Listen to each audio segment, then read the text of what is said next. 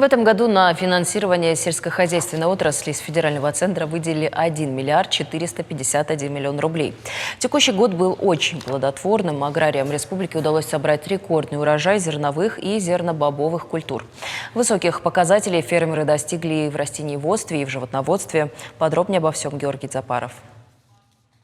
Сумма экспорта сельхозпродукции из Северной Осетии за 10 месяцев этого года составила больше 54 миллионов долларов. Это на 8 миллионов выше запланированного показателя. Об этом журналистам рассказал заместитель министра сельского хозяйства и продовольствия Казбек Марзоев. За границу осетинские производители экспортируют зерновые культуры, рыбу и мясо. По сравнению с прошлым годом почти на 3000 гектаров увеличилась площадь посева озимого рапса. Еще в этом году аграриям республики удалось собрать рекордный урожай зерновых и зернобобовых культур. У нас осталось около 2800 гектаров неубранной площади пропашных культур и планируем около 812 тысяч тонн минимум получить в общей сложности вместе с озимыми зерновыми. Это пшеница, ячмень. Что касается животноводства, то и здесь, по словам Казбека Марзоева, республике есть чем гордиться. По сравнению с прошлым годом производство мяса, молока и куриного яйца увеличилось в среднем на 129%. Высоких показателей фермеры достигли и в растениеводстве.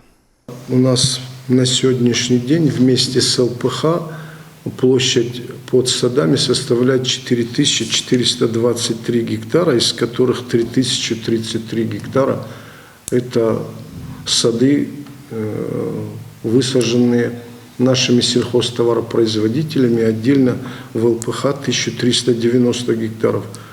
Я не помню, чтобы такой рост по посадкам садов был даже в советские времена.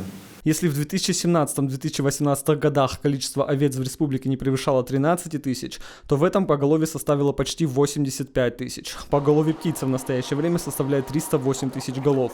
В ведомстве рассчитывают до конца года удвоить цифру. Неплохих результатов удалось достичь и в рыбоводстве.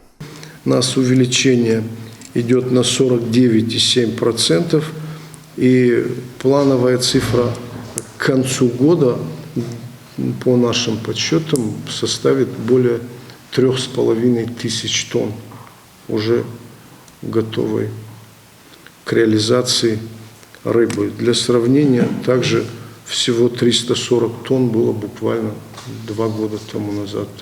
В этом году на финансирование отрасли из федерального центра выделили 1 миллиард 451 миллион рублей, из которых на программу комплексного развития сельских территорий в республике направили больше 835 миллионов и на реализацию госпрограммы развития сельского хозяйства почти 717 миллионов рублей.